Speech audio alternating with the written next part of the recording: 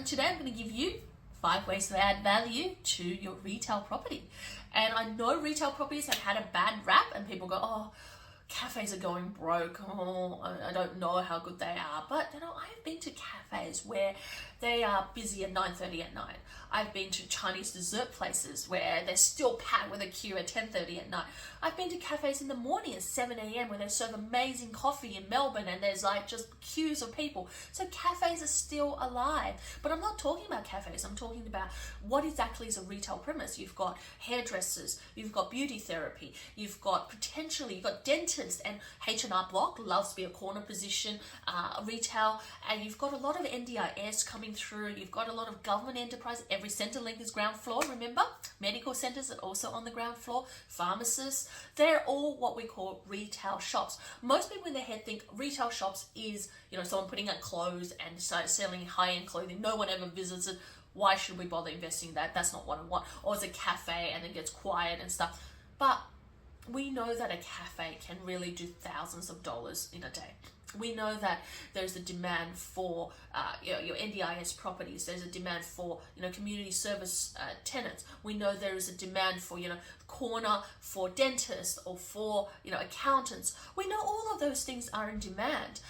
But the things in our head are they're not counted as retail, but they're all retail shops. So gotta remember, they're all retail shops, right? So the 5 ways to add value to your retail shop. Number 1, changing the use of your retail shop is really important. So how versatile? So when you go out and look for a retail shop, most people think, oh, a cafe is just a cafe. Well, a cafe can be a training college. I've definitely had, if you had the height in some people, if you are in an older style property, you'll have a height in terms of your retail shop.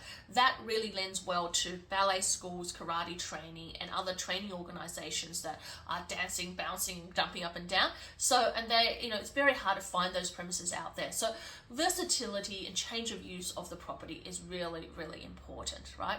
And that is one of the key factors is the change of use and allowable change of use on the property in retail shops can add massive value to your property. So whether it is just a cafe now, you're going to look past it and say, well, in the future, can I make it something else? So we have had times where, and this is literally one of those things where we have bought for one of our clients a shoe shop, an old shoe shop in Maitland, and it had been there for 25 years. We knew the tenant was vacating. Once they vacated, we totally gutted. We created a back entrance and opened up the back. Then we turned, and they had storage upstairs. We turned the staircase around. So instead of it being internal staircase, it's now an external staircase. It goes up. We created a 2-bedroom upstairs and we created a different tenancy downstairs. So downstairs became a photographic studio, but it could have easily, but we also made it that it could have a grease trap. It could have a cafe as well later in the future, but it had a photographic studio came in, and upstairs we got a tenant for 2 bedrooms, right? That's a versatility of having your this is just a retail shop, right? And that's what I mean about having a property that is versatile. Changing the use of your property can add significant income to your commercial real estate, so especially your retail. That change of use is so fundamental. When you go from a hairdresser to a cafe to a dentist, well, they're paying significantly different rents, right? Your upmarket hairdresser might be paying quite a good rent, but then, a cafe may not be paying such good rent, but then you've got a dentist who comes in and puts in $400,000 of fit out and they're never going to leave. All of a sudden your value jumps again, right? So changing the use of flexibility and the changing of use of your commercial real estate and retail is one of the biggest ways to add value, instant value to your commercial property. Number 2, dividing a large premise into 2. A lot of people think about that, but dividing a large premise into 2 is really one of the things you look at when you go into a commercial real estate, especially retail. What you want to do is there access from the back? Can you shut down and have a back tenancy as well as a front tenancy? Can you have an upstairs tenancy as well as a downstairs tenancy? But also on top of that, can you take a bigger premise and just slice it in the middle and have 2 small shop fronts? You see that in Chinatown everywhere, right? And one of the key things that people don't realize is that Chinatown rents never go down, and rents where is heavily demographic driven. So areas like a Sunnybank, like a Glen Waverley, like an Eastwood or a Chatswood don't go down in rent at all. So if you can't afford $1,200 a square meter, and that's literally how much they're charging per square meter in rent in these areas, they'll just simply take a big premise, divide it into 2. Even if it's a 30 square meter premise, they're going to make it 15 square meters, and you can have a little hole in the wall and you can still serve pearl tea and your desserts, right? That's the magic of commercial real estate in retail, is that you divide that into two.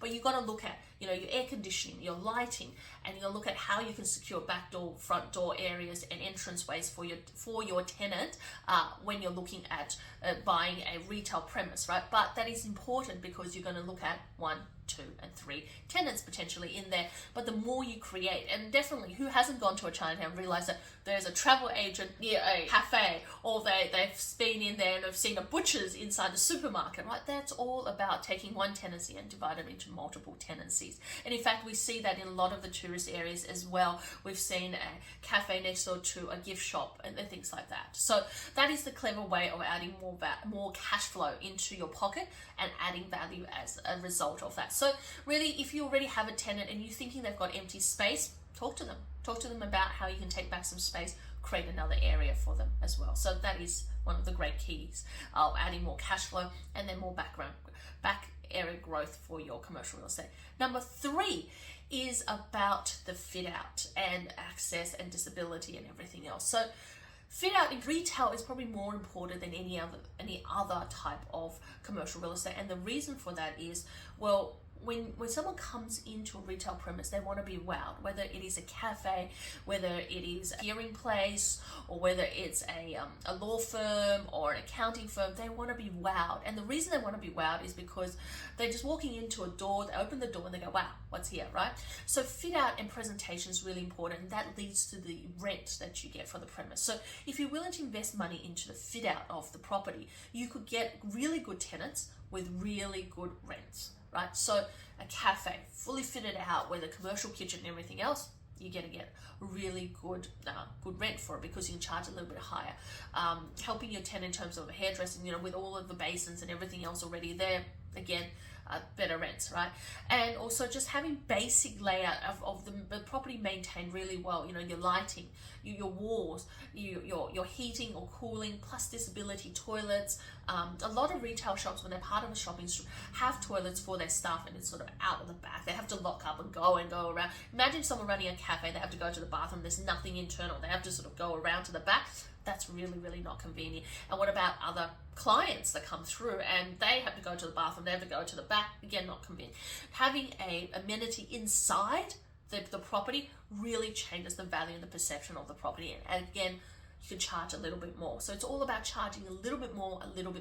But also, is there a back area where you can open up, create the alfresco? Is there an outdoor area where you can create some areas where you can put tables and chairs? And that's often applied to the council for those tables and chairs, so that you get a little bit more lettable area as well, but also allowing your tenant to have the flexibility. And again, coming back to that flexibility, but having an outdoor area now is all the go with sort of COVID, and that may create the flexibility and the demand of your property as well. So the fit out and helping with even the basic level fit out, or helping your tenant with the fit out, really increases the value of your property as well. And of course, that leads to depreciation for you as well, or as the next investor if you're doing an uplift as well. Number 4 is adding ATMs into the building, and potentially, if you own the building, the signage as well. So ATMs is one of those fundamental things where you can carve out a little space. So if you are doing wanting to do a granny flat, this is the granny flat version in commercial. So I recently did one in Gordonvale up in Cairns, where I took a NAB, an old NAB bank, and I stripped it out.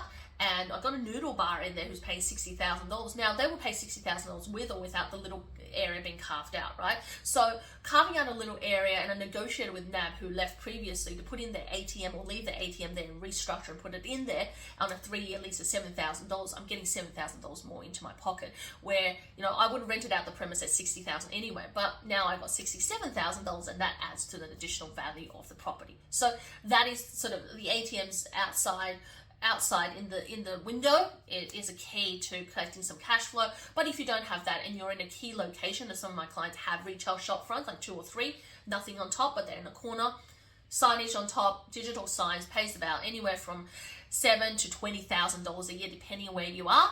and they sign long leases of 10 years, and that's additional cash flow straight in your pocket as well. So that is the best way with retail shops and freestanding in regional to get that money coming through as well. That additional adds to more money in your pocket, but more value to the property as well, and additional income as well. And then, of course, number 5, adding value to your property is really about renegotiating the lease. That is really simple, but really when you look at it, it's really almost the last thing to do in commercial in terms of retail, because you want to get everything set up really nicely.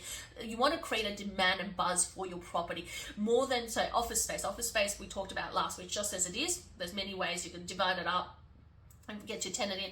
But retail is where you can really excel, because retail rent is the one type of property in commercial where the rents can literally go up by 30-40% from one year to the next, and sometimes double within a 2-year period. And it's all about demand in the area. So look around, see how much vacancies in the area, but also see how many people are coming through, walk through traffic, see house and land being built, see apartment rises being built, see what's happening in the area. Is going to lead to the demand and the rate per square meter you can get for retail. And retail can literally jump within 12 months, like flash a blink of an eye, right? And that's why the retail property are the most likely to turn up in value and go up in value faster than any other type of commercial real estate. And people don't tell you that, because they only tell you the bad thing, not the good thing. And the good thing is it has that enormous potential more than anything else. But renegotiating your lease with your current tenant, they don't have to pay more if they're not doing anything, but if you can help them with some of the fit out, but renegotiating the lease, adding a little bit more, giving them a bit more area, tweaking it so that you get more cash flow in your pocket, and then there's more value. That is sort of a given, but for most of the time for retail, it's about their functionality, about what you can create to help them get more customers through the door. And if you can do that, you definitely charge more rent, so with your existing tenant. So hopefully those 5 things have been really, really helpful. So number 1, of course, is about change of use, versatility of your property.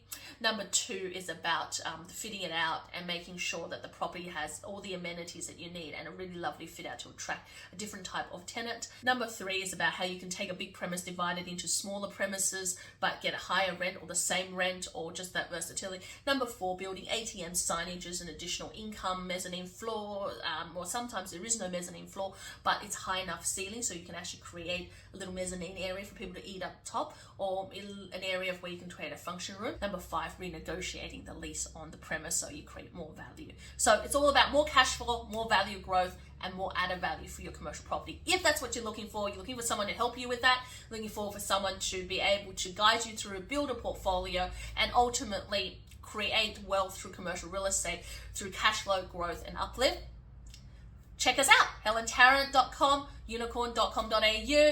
Join one of our free events, our webinars, our meetups. Look out for our meetups coming up. Order the book, and I'll see you in the next video. Bye for now.